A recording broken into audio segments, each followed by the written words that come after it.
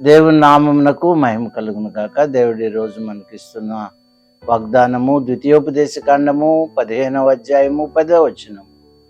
నీ దేవుడైన యెహోవా నీవు చేయి ప్రయత్నములన్నిటిలోనూ నిన్ను ఆశీర్వదించును.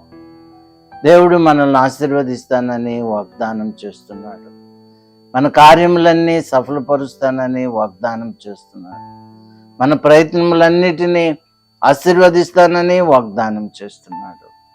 దేవునికి మహిమ కలుగును గాక. దేవుడు మనల్ని ఆశీర్వదించే దేవుడు. ఎప్పుడంటే మన ప్రతి సమస్యను, మనం చేయబోయే ప్రతి కార్యమును, మనం చేయబోయే ప్రతి ప్రయత్నమును ప్రభు పాద సన్నిధిలో పెట్టి, దేవా నేను ఈ కార్యం చేయబోతున్నాను, నా ప్రయత్నంలో నువ్వు తోడుగా ఉండు, నాకు సహాయం చేయి ప్రభువా అని మనం ఆయన ప్రార్థించి ఆయన మీద ఆధారపడి ఆయన యందు విశ్వాసం ఉంచినట్లయితే మనల్ని దేవుడు మన విశ్వాసమును బట్టి, మన ప్రార్థన బట్టి ఆయన మన కృపనిచ్చి మనల్ని ఆశీర్వదిస్తాడు. కాబట్టి మన ప్రయత్నాలన్నిటినీ ఆయన సఫలపరుస్తులాగున మనము దేవుణ్ణి ప్రార్థన చేద్దాం, ఆయన్ని వేడుకుందాం.